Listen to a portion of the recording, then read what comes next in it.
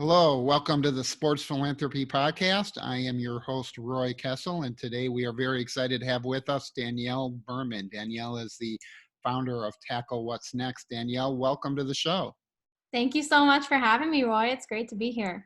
Yeah, we're excited that you're able to join us. And I know you've been in this space working with athletes and sports organizations for a long time, and I thought it would be great for our listeners to get a little bit of an understanding of how you got to this point and what led you to go this direction. I've worked in sports since I graduated from school, went to Syracuse and studied sport management there. And I thought I was always going to go work for a team in community relations. I've always had a passion for supporting the community. Instead, I started working at a former NFL player's firm that he had created. It was a small firm. He also had a nonprofit. And I fell in love with the kind of non-traditional side of sports, which are the businesses that work in sports but aren't properties, teams, media, etc. And I really enjoyed working with him and working with his teammates, working with the athletes that were both playing and that had already retired, and really found a passion for helping them figure out what was going to happen and prepare for life after. So that's kind of how I got into it. Did not expect it at all. Worked there for 6.5 years at the Brew Group, and then transitioned to kind of starting my own thing. I really never saw that happening either, but after the Brew Group, I worked in marketing and didn't really like kind of the traditional 9 to 5 kind of show up, punch a clock type of thing. And it was outside of sports, which I definitely didn't like. And so I started doing some freelancing on the side, working with nonprofit foundations that were involved with athletes, supporting some athletes with their job searches, et cetera. And that's when I decided I wanted to do more to help and started my own firm, Tackle What's Next, to specifically help athletes find their next thing after sports. So while you were at the Brewer Group, I know you said you worked on a lot of marketing and worked with athletes. I know that the Brewer Group put together a lot of different events, educational events and summits. And tell us a little bit more about the type of work that you did there. Yeah, the Brewer Group was involved in a lot of different things. The founder, Jack Brewer, was super passionate about helping athletes see more for themselves. And that's something that really carried through to me as a message that I like to send too. He had started his own nonprofit while playing, and he started his business while playing. So he was entrepreneurial and still is to this day. And he was a great role model for other athletes that were kind of saying, what can I do now that my dream is over? He was really showing a lot of athletes that there's a lot more down the road. But we did events. We did events from sports law summits to financial summits. And what we tried to do was engage athletes, invite athletes that were in that space, and also talk a lot about athlete transition at those events.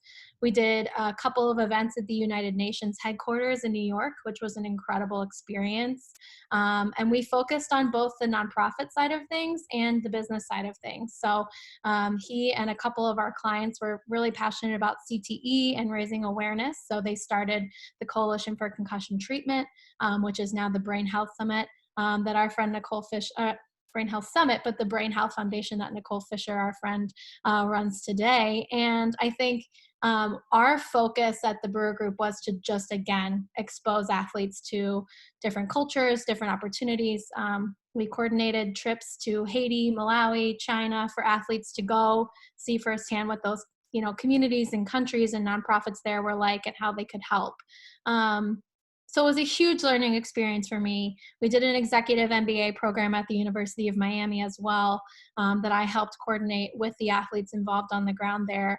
And that was so eye-opening to me. I think I learned so much from those guys and girls in the program that were so dedicated to putting themselves on a different path and really exploring opportunities outside of sports. And it really changed, I think, for a lot of people in that program, the understanding of what the possibilities for athletes are. I know for me, I had only been around a certain few athletes that just had worked with our firm, and it really expanded to athletes that were business people, lawyers, owned property, were getting into the cannabis space. I mean, there were so many different things that these guys and girls were getting into.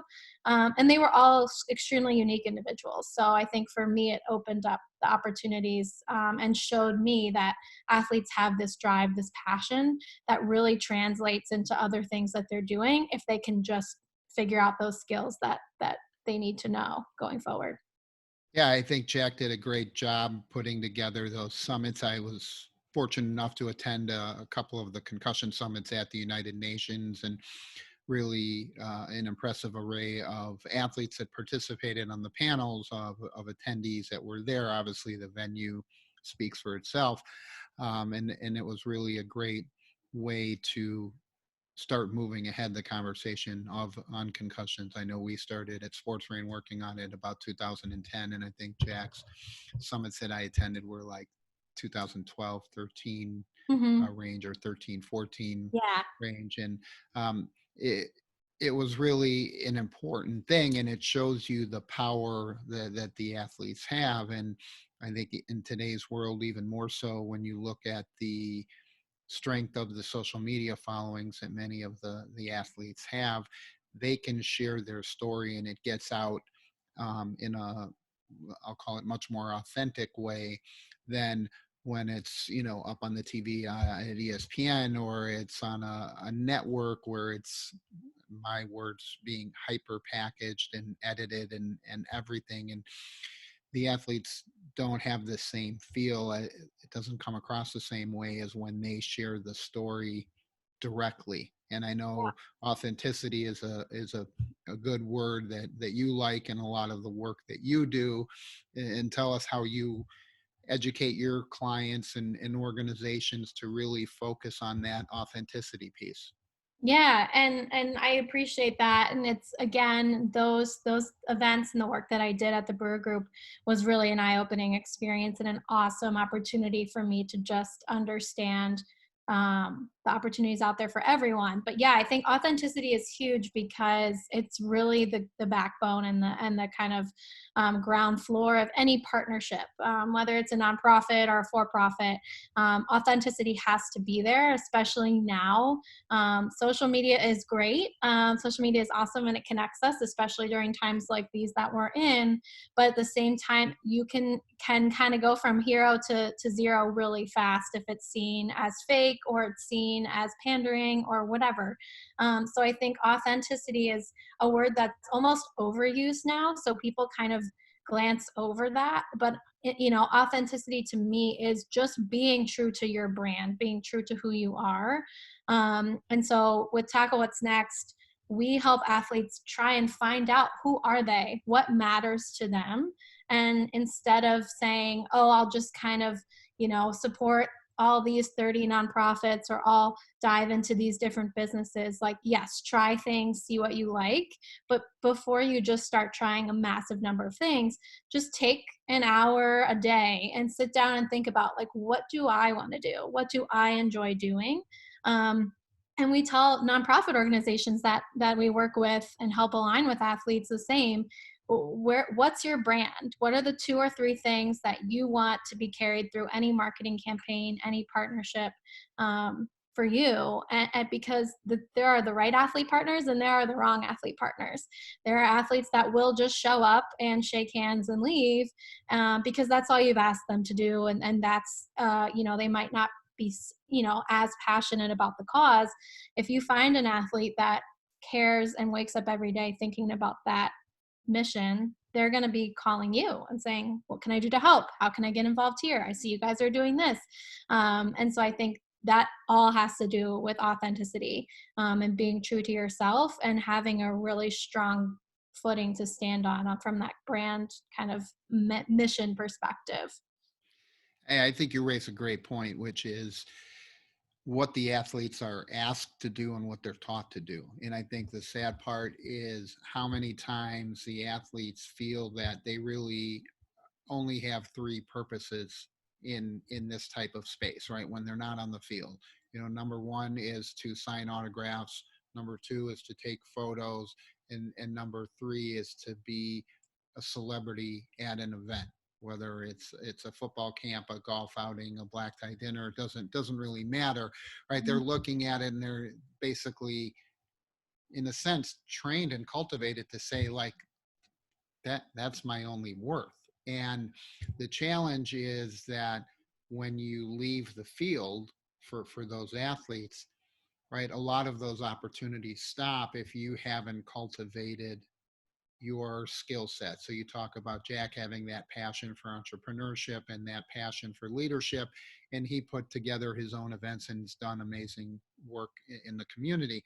And there's many athletes that do, but it always disturbs me how we essentially fail to educate and train the athletes while they are in high school, college, starting out in the pros, that they've got an enormous ability to make an impact. They've got a voice that is much louder than the average person, because people will listen because they're an athlete. And if they learn to use that voice while they're playing, then it's got much greater longevity, as opposed to trying to develop that voice after they're off the field, in which case it's really hard to get an audience unless you're of superstar magnitude.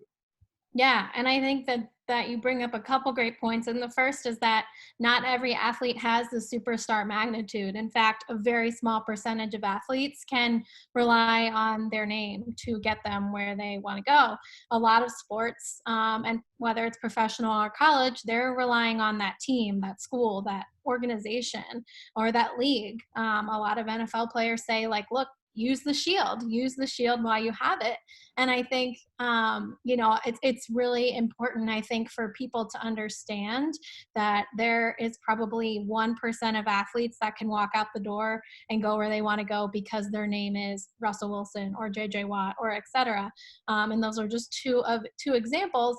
But there are athletes out there that might be super passionate about a cause or super passionate about something, and they're cultivating their own following. So I always use the example of, let's say there's a baseball player that's a huge foodie, and on his social media, he's always posting about what restaurants he goes to.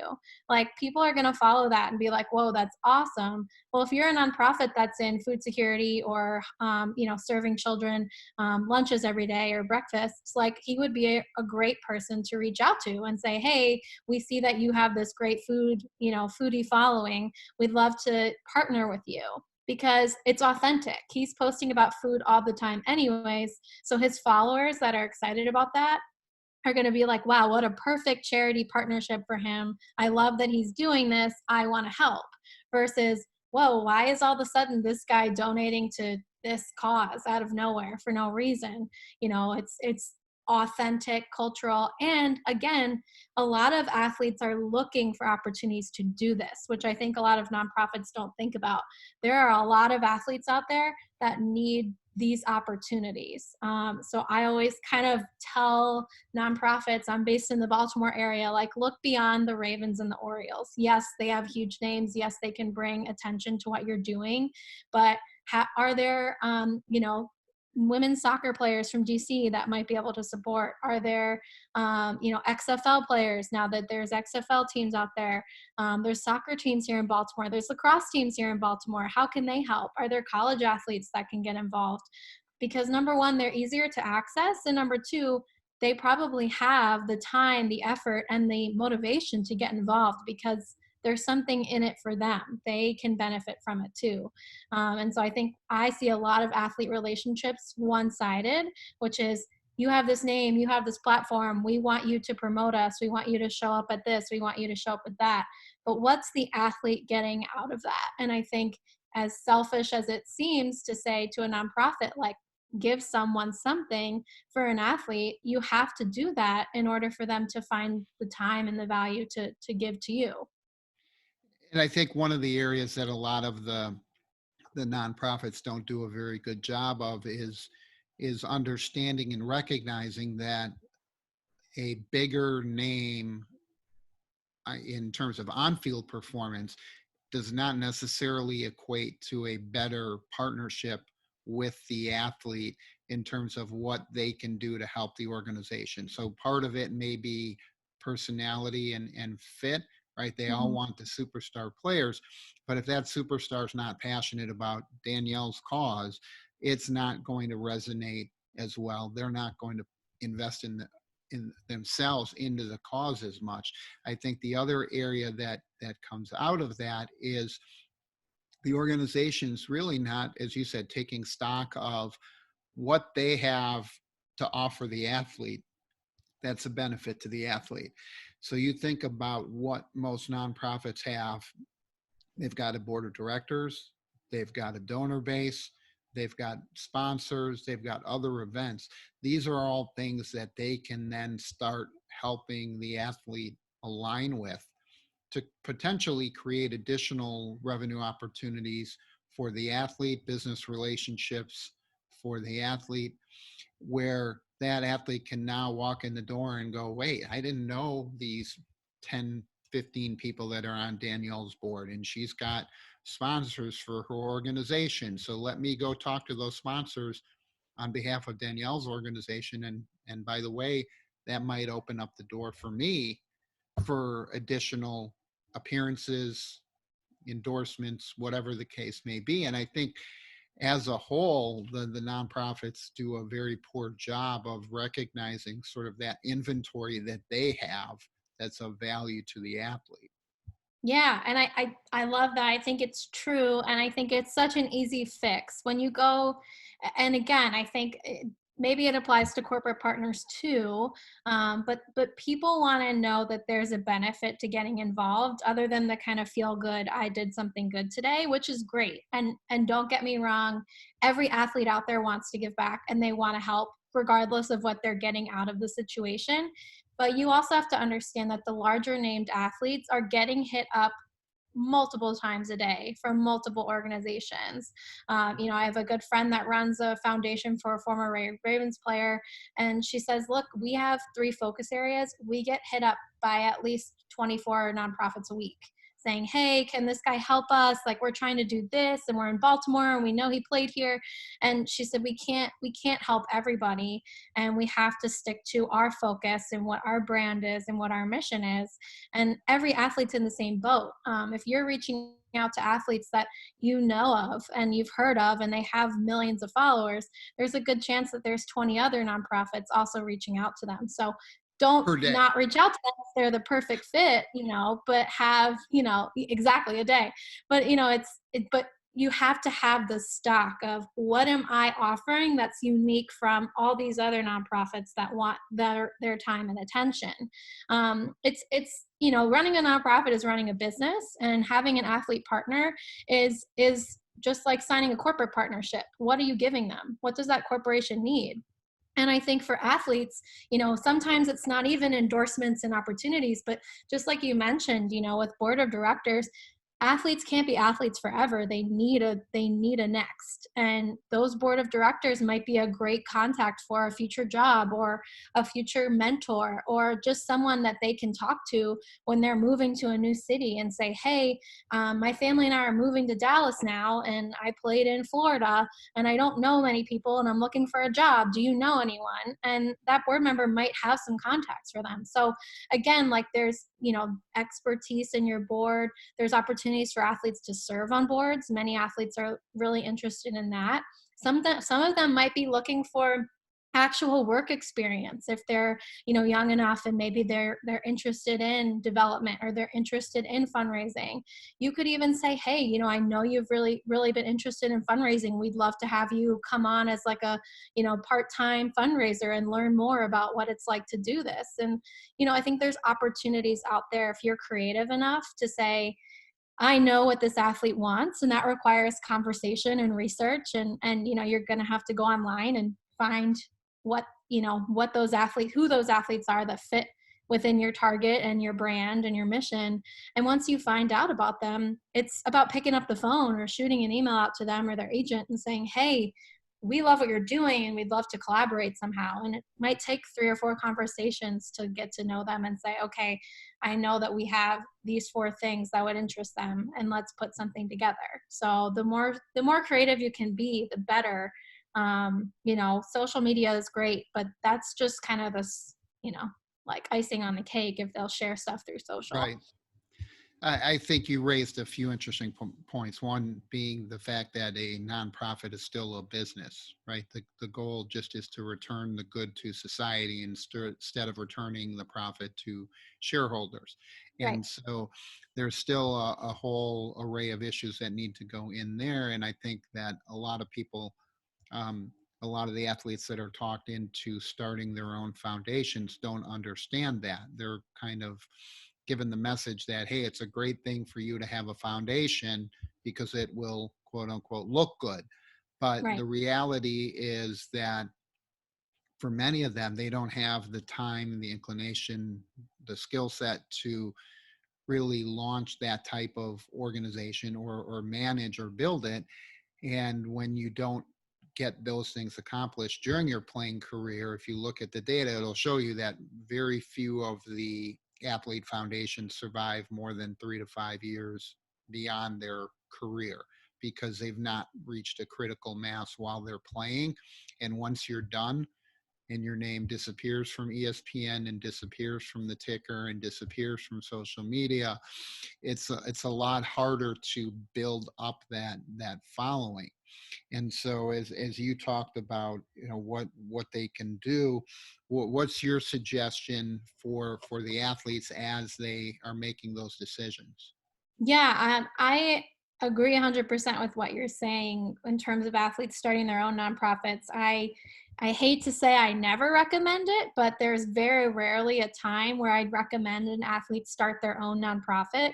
And that's just for a couple reasons. One, the fact that you brought up, Roy, is that this is not something to just kind of do on the side and throw some time into when you have a chance. A nonprofit's a business. It requires a staff. It requires funding. It requires knowledge of the space. So if you don't have a nonprofit expert in mind, or a friend that has worked in the nonprofit field, or the salaries to actually pay one or two people at least to be full time working on that organization, it's really not a sustainable initiative. And I think that's harder for people to wrap their brains around, because you're right, a lot of athletes see their teammates starting nonprofits, they see them getting involved, they go, well, I want to do that. Oh, it's only a few $100 to set it up. Okay, easy, great, check it off the list. So the intention is good, they want to Right. do the right thing.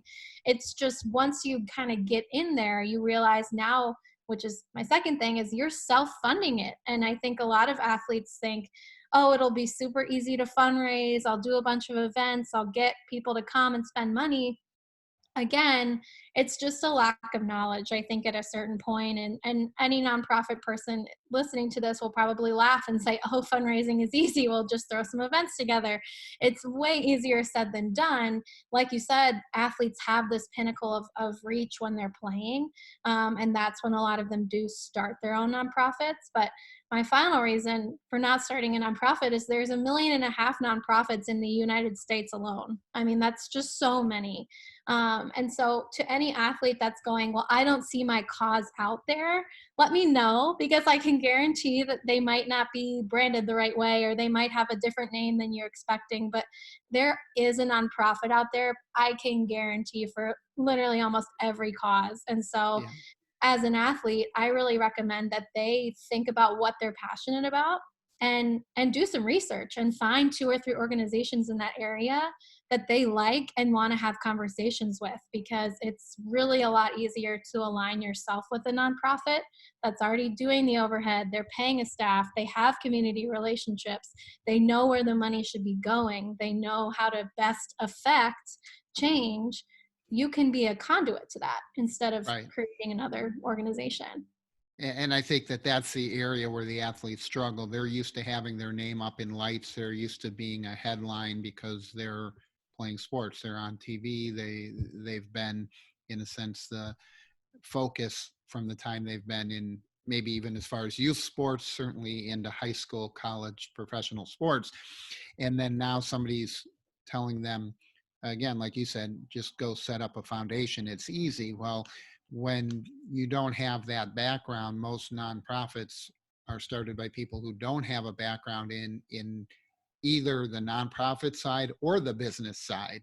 And so what they have a passion for is the cause, which is great.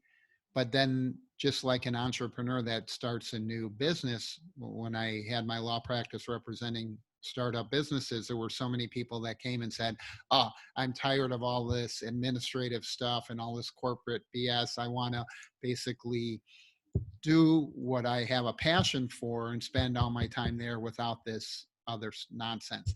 And you would have to educate them the fact that, well, while you're at a corporation or a company, you're putting up with nonsense, but you probably can sort of practice your craft, so to speak, 80% of the time, and 25% is going to be the bureaucracy. Once you go off on your own, you're probably going to flip those Yep. entirely, because you've got to now set up and worry about the office furniture, the infrastructure, the phone's Yep. working, is the copier working, how do you staff something, how do you do something, even stupid things like getting office supplies and things that you never gave an ounce of thought to while you're working at a company. There Yeah. was always pens and highlighters and books and things like that.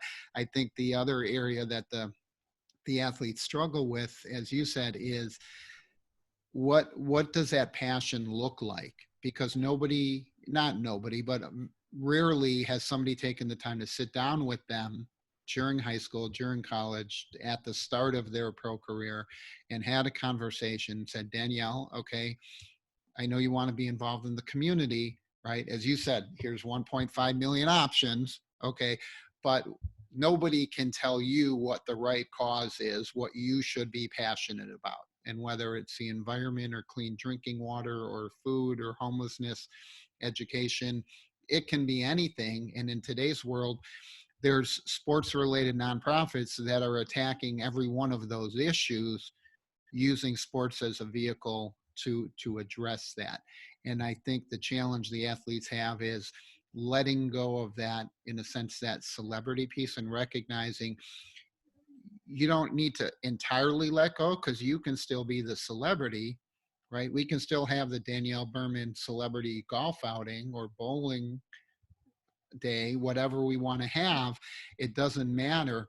But Danielle doesn't have to be the foundation. That money that's raised can go to a foundation, so that really all you're doing is throwing two parties, right? You're throwing your dinner for the year and you're throwing your golf outing for the year. That's great. That's where you spend your time, and your core group of Yep. supporters spends their time. And you've identified a cause. Maybe you've identified two or three causes that you want that money to go to. And I actually tell the athletes, I think it gives them more flexibility that way than having a foundation, because in a foundation, they often lock themselves into a particular cause in their formation documents and in terms of their branding, like, we're doing this for, let's just pick something, homelessness, okay, and we're going to support that as an issue. Well, then all of a sudden something happens in their life, in their family, and somebody has cancer, or somebody's killed by a drunk driver, or somebody's had some other issue go on in their life in terms of violence, domestic violence, gun violence, and now they want to switch directions. Well, when you have to change the whole direction of a foundation, the branding of a foundation that you've been building up, that's very difficult. If Danielle runs her celebrity golf outing that benefited homelessness last year, and this year it benefits gun violence, doesn't matter, because it's built on your name and your relationships. Yeah, no, I mean, I completely agree. I think the ego side is less of an issue, I think, for athletes than it is the control over, like you said, where the money's going, how they're getting their name presented. I think it's big. We're talking a lot about name, image, and likeness right now in the sports world. And I think athletes are very particular about who's using their name, how they're using their name, as they should be. They very well should be controlling that. And so I think a nonprofit sounds like a great way for them to build up their brand. And it's again, like you said, it's just a lack of education from the top down of again, that exact story you just gave of you're putting yourself in a box by starting your own foundation. You're also legally tying yourself up into tons of paperwork every year, making sure the right money goes here, right money goes there. And as many nonprofit attorneys will say, it's public knowledge. So if something goes wrong, anyone can access those documents. And now it's a public relations liability for you because you've done X, Y, and Z, and this director got 30% instead of the 10% she was supposed to get, or whatever it is. And of course, 90% of the time, it's completely by accident that this stuff happens. It still doesn't look good, and it doesn't build trust with these athlete nonprofits. So to your point, I think, again, aligning with a nonprofit, even if it's not a charity golf event, even if it's, serving as a board member, or, showing up to their big fundraiser every year and buying a table, and that's your donation. Or if you're an athlete that maybe doesn't have a lot of money, but you have a skill. I think a lot of athletes are very talented in other areas as well. Maybe you're a great graphic designer. Maybe you donate your skill set. You're an ambassador to that organization and you do a lot of their graphics for free. Whatever that is, there's a lot of ways to give back, and you can still have your name on stuff. Like you said, you can still be the face of whatever campaign you want to be with that organization. There's a lot of options. Yeah, and I think you raise a great point on the risk for the athlete in terms of the branding on their own foundation, because typically they don't have the time or the inclination to necessarily manage their own foundation. So they're bringing in, sometimes it's a parent or a spouse or a sibling or a friend or somebody from the outside to run the organization. But at the end of the day, Danielle Berman's name is across the top of that foundation. Anything that goes wrong, whether Danielle knew about it or not, is going to come back to you. And Yep. so we've seen a lot of situations where the ticker is running continuously with something that went wrong in a particular foundation, and that's what people remember. And they remember the athlete's name and they remember the foundation. They don't look at the story that comes out 2 months later when somebody, an investigative journalist, actually does the work and figures out what went wrong, Mhm. and they get to the bottom of it, and it's something that got either misclassified, um, misallocated, or sometimes there is malfeasance, but not necessarily on the part of the athlete.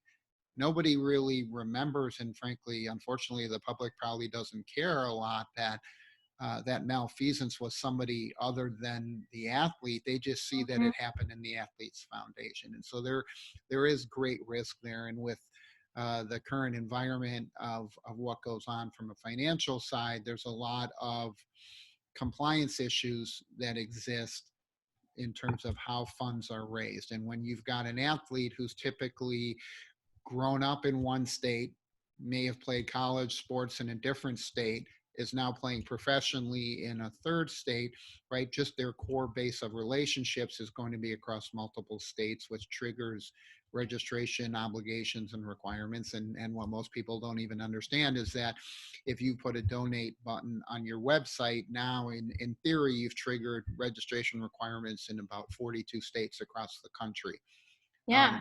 regardless of what you do. And so you've got a risk because they're not going to come after the mom and pop neighborhood soccer program that puts a donate now button on their website, but they are going to come after a high profile NFL or NBA or Major League Baseball player that might do the same thing, because that they can make an example out of. And so there Yeah. definitely are struggles, and it's important for the athletes to get that advice from their advisors to really lock in and say, how do I need to make this happen? What is my true goal? Like you said, one side is what's my passion, right? That's the cause that you're picking. But then the goal is, are you really building this up into an operating foundation, or do you just want to lend your name and goodwill? And I think many of the athletes have terrific intentions, want to do Yeah. great Oh things in yeah. the community.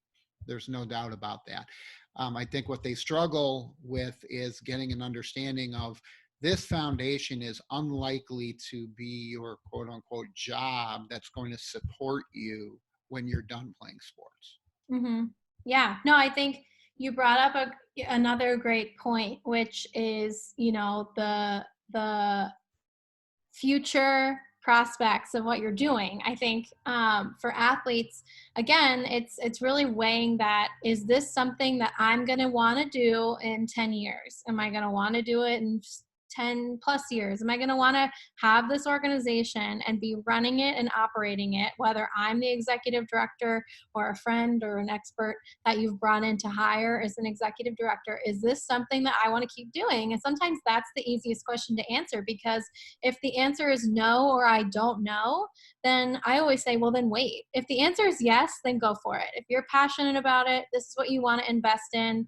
And like you said, 10 years down the road, yes, you want to be doing this. This is your calling. This is what you kind of were born to do, you feel so passionate about the cause that you know that every morning you're going to wake up and be excited to go work on an event or a golf tournament, or the annoying administrative compliance stuff that you hate, but you do it because you know what it's bringing to these people that you're supporting.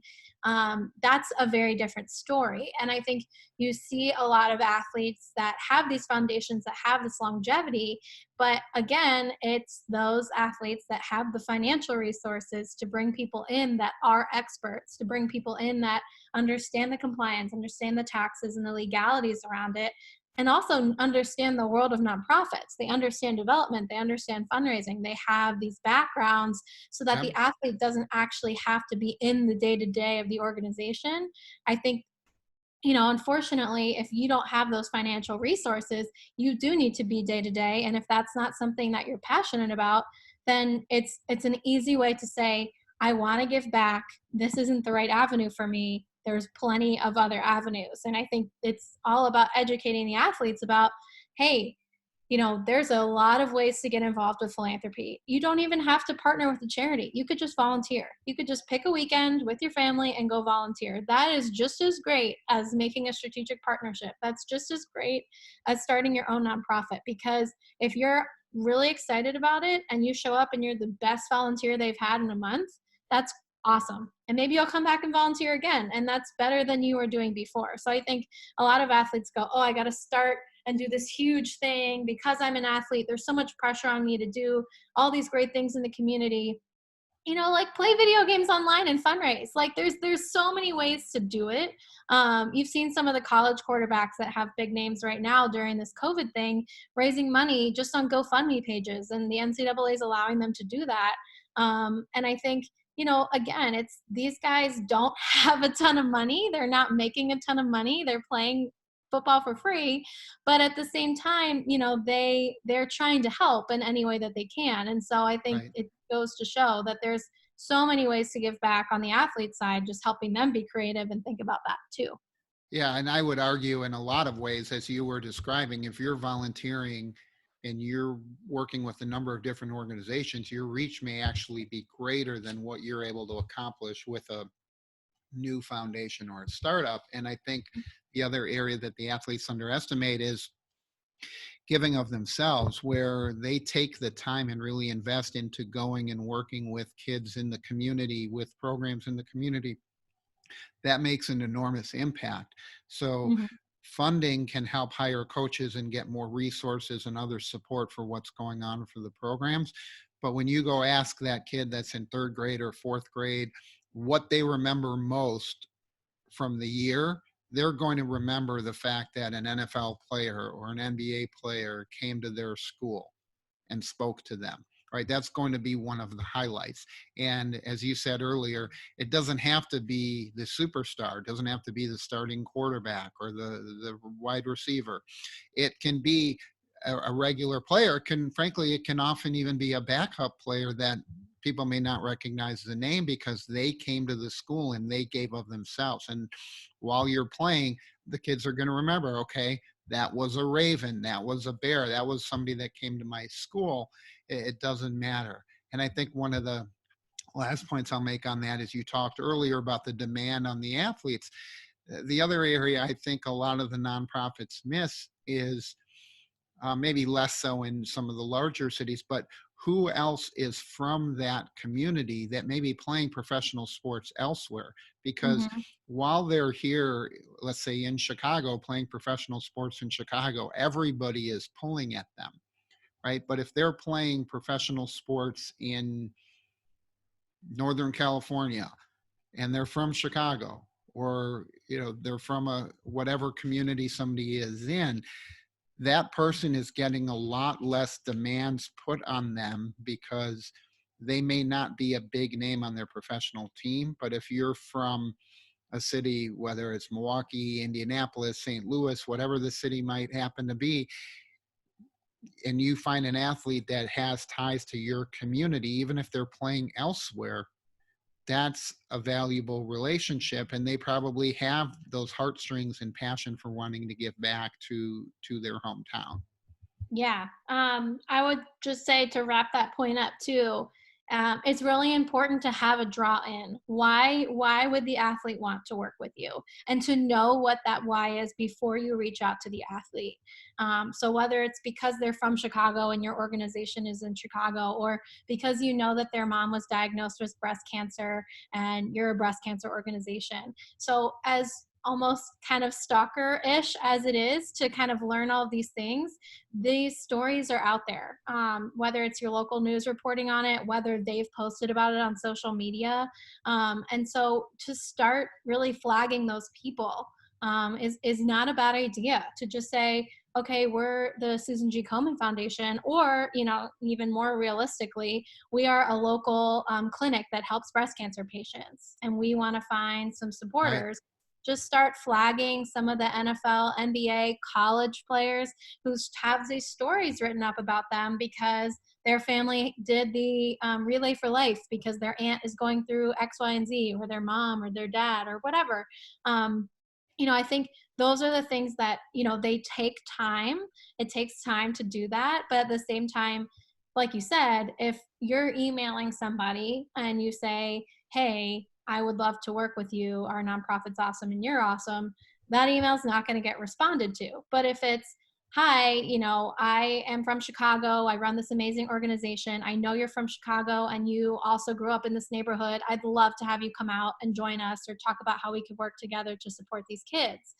That is something that, number one, whether it's the athlete or their agent, they're going to open it, they're going to read it, and they're going to have a discussion internally because Right. it fits what they want to do. It fits that person. And I think for me personally, I've worked with athletes that were Haitian because I worked with Special Olympics Haiti. And that was their goal. They said, we want to raise awareness about the fact that there's a Special Olympics chapter in Haiti, in America, and in Canada.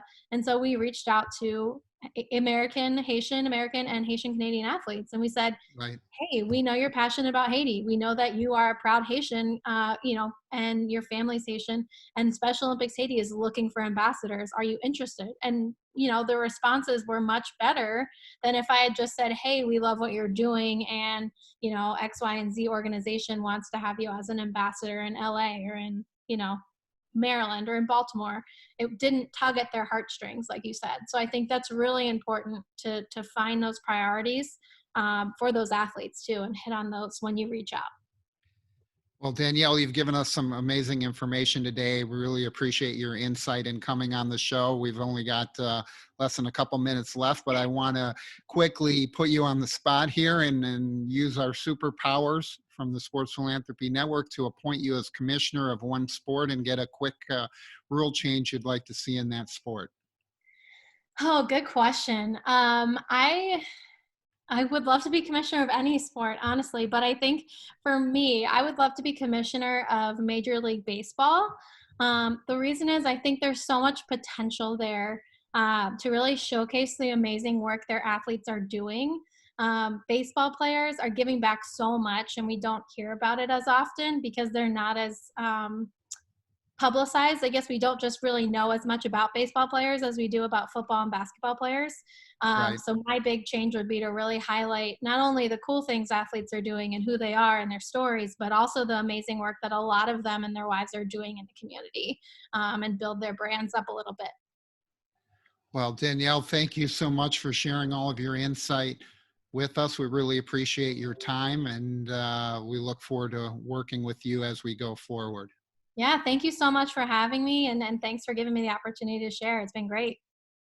This is Roy Kessel signing off for the Sports Philanthropy Podcast. You hope you'll join us for our next episode. Thank you.